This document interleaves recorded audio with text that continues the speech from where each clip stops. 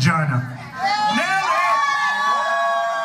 You've got more time. I got more time! I get to tell more time! Fuck yeah! How's everybody doing tonight? Sloopy's bar! Everybody doing good? You look handsome. Everybody looks handsome. Especially me. I just want to tell you guys that it's good to see everybody out here tonight. Thanks everybody for coming out.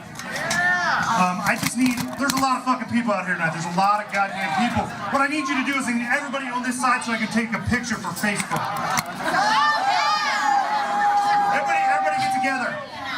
All of you get to fucking, listen! This is the social media of record. This is the social media of record. Get in this picture. 1, 2, 3, cheese! Shit, the camera was on my face. That's alright, I like that better anyways. Hold on 1 second, I'm gonna post this on Facebook.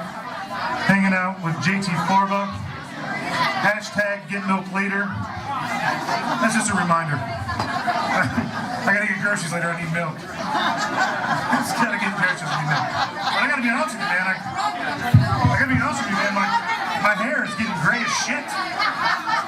But I gotta be honest with you, it makes me look adult. It makes me look very adult.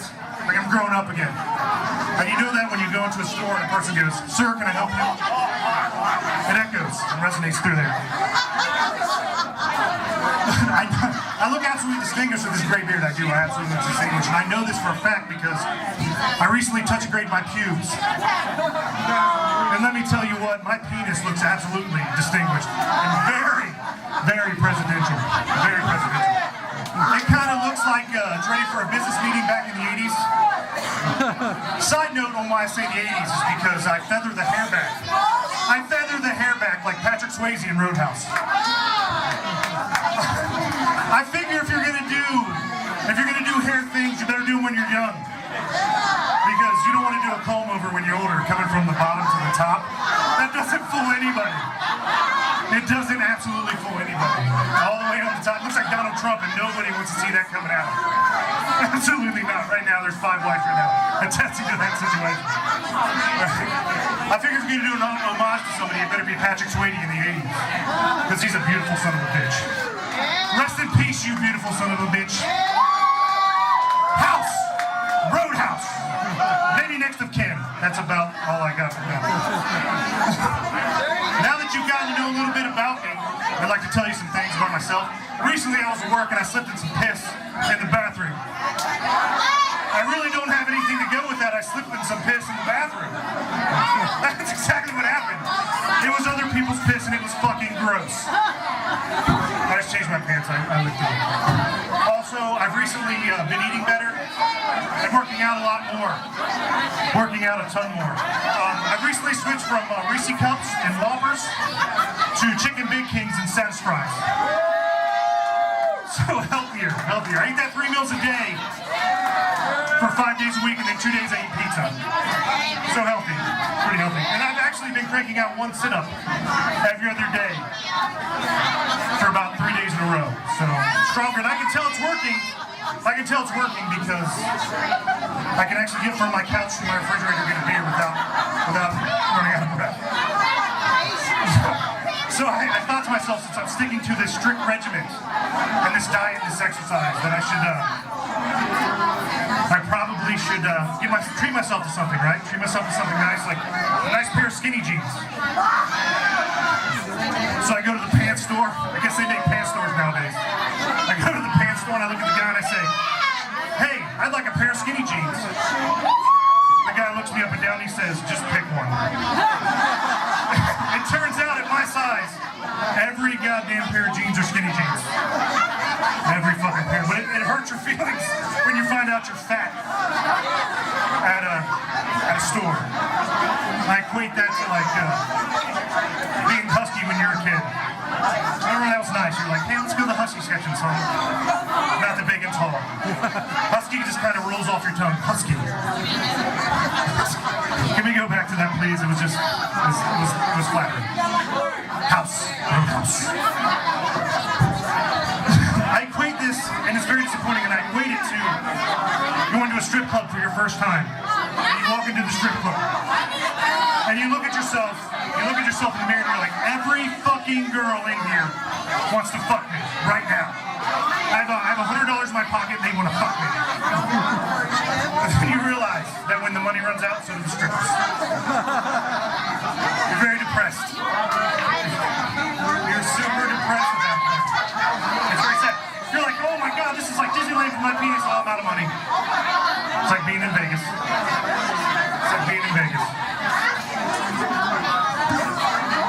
It's hard to find out your fat. It really is. It's totally hard to find out your fat. Shut the fuck up! Every goddamn... I brought half of you motherfuckers here, shut up. That's all I have for that. I keep going.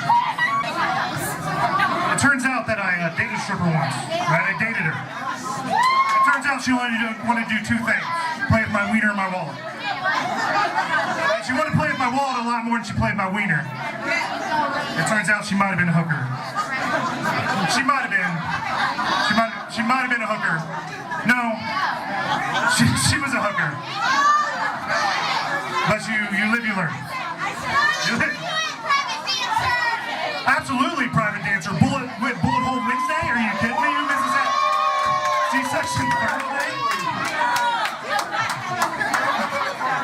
I like when the crowd plays along. But you live and you learn with this. But it turns out vaginas are tricky. I equate it to playing chess, right? You can get really good at playing chess, right? You can get really good at playing chess. You can be a chess master. But it only turns out that somebody's going to invent a machine that does a lot better job than you're ever going to do. It looks similar to this, and it makes a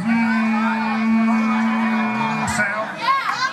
Sometimes in the shower, sometimes in your drawer, sometimes actually in your luggage at the airport. They call it a bomb. They call it a bomb. It is. But let me ask you guys, have you guys ever just been surfing the internet for porn? And the internet just said, stop. You're done. You've seen everything we've had to offer. Every piece of porn you've had to see. There's some sick shit on there. Every piece of porn you've ever had to see. You saw it once. It says, it's just for safety. It says, stop. You have no more dermis left on your penis. That's skin to the layperson. That's skin on your penis. It's gone. Then you go, hey, what did you do today? He's like, you saved 2 children? I watched all the internet porn that there was to offer. Every single piece of it. Every single piece of it. I think you should get a medal. People run like for 40 yards and they're like, hey, they're amazing. I watched all the fucking porn on the internet today.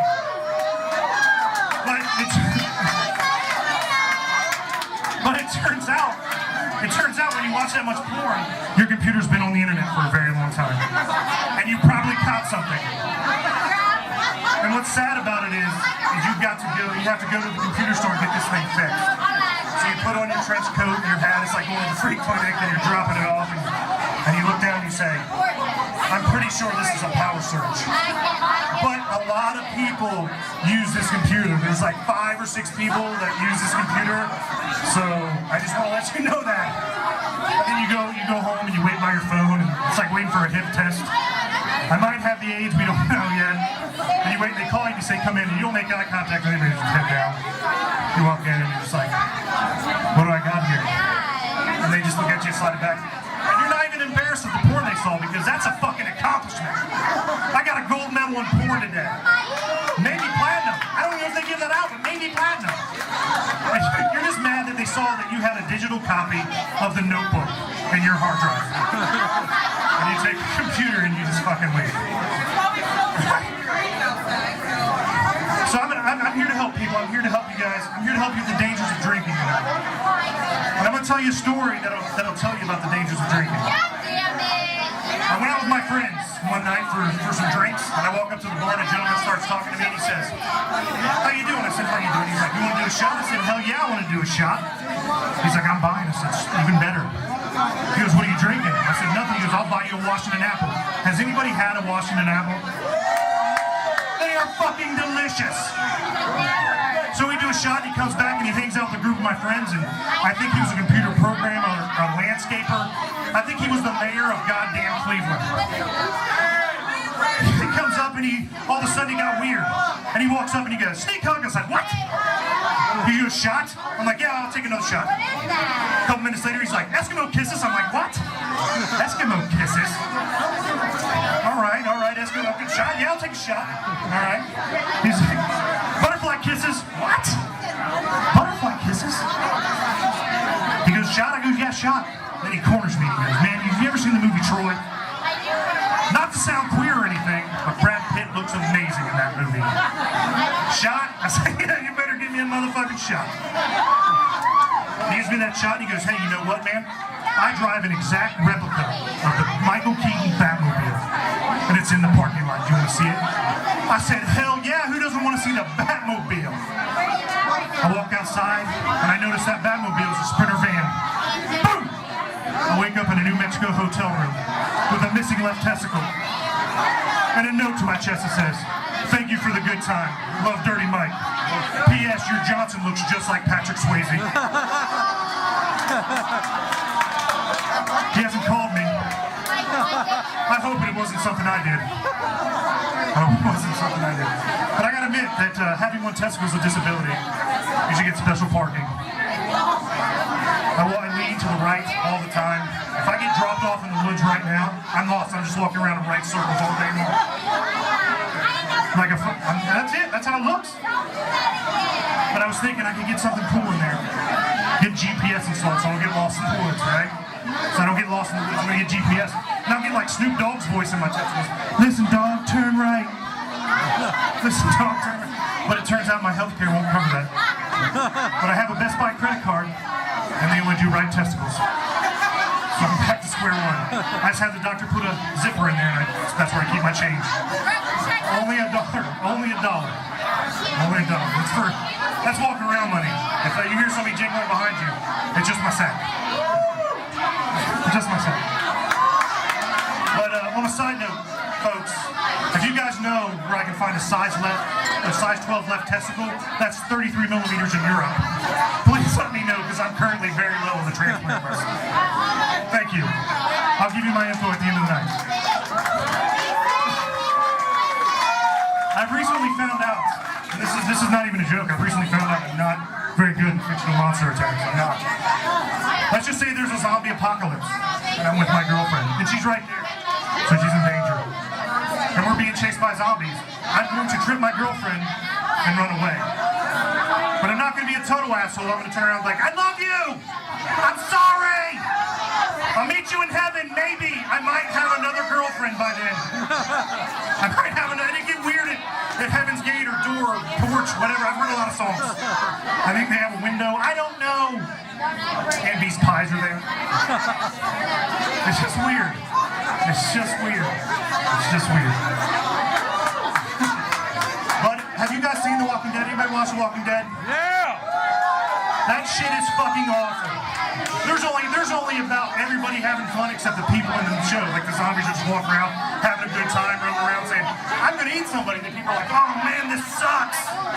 My butthole hurts, everything sucks. I don't have no toilet paper anymore. No air conditioning, no cable television, no walkers." I mean, big kings. I'm eating healthier. Big kings. But none of those. I'm fucking out. But I'm also the guy that gets bit. And I go to all my friends and start slowly turning them into zombies. Because I gotta be honest with you, I think if you're a zombie, you should have friends. And if you don't think that, you're a fucking racist. You're a fucking racist. So tonight I'm gonna leave you guys with some rules. Oh no, zombies hate people, they just like to eat them. I wrote this list of 5 rules I like to live by. I like to live by it. It changes every time I get drunk. There's probably going to change tonight and tomorrow and other things. It usually just changes every time I do something. But these are the ones I'm going with tonight. And I hope they help you in life, guys. I really do. And I'm going to go from 5 to 1 because 1's the most serious, right? Number 5. Never show up for a first date and say, "Hey, you want to do it now because I have no money for dinner." Now, it probably works every once in a while. It's probably a numbers game, but usually you're going to just be jerking off. So, prepare. parent. Okay. Number 4, always wipe from front to back. And at your age, if you're at this bar, you should fucking know that by now. If not, your name's Poo Junk, and you're single, or Poo Schwa. That's a vagina, Schwa's a vagina. That's for everybody. Oh, I got gross real quick, didn't it? Got a little chunky poop in there. It's not peanut butter, it's poop. Number 3, always wear a condom. If you don't wear a condom, give them a fake name. Believe me, this will save you a lot of money on paternity. JT Farva. I use that name so they can't find me. And if there's a paternity, anybody who's got me for paternity night, I'll meet you at that exit sign back there. Okay, number 2, which is important as well. Never go to a glory hole. You never know who's on the other side. This message brought to you by a stall door that was left open as I was passing by. But he was a perfect gentleman. He was a perfect gentleman. He hasn't called me either. What the fuck's wrong with me? And number 1, and this is the most important one of all. If someone leaves you in a New Mexico hotel room with a missing left testicle and a note on your chest, don't call them the next day because you look fucking desperate. Yeah! Ladies and gentlemen, thank you for coming out. I'll meet you guys at the glory hole in the bathroom. I'll be drilling the hole in the stall. Thank you.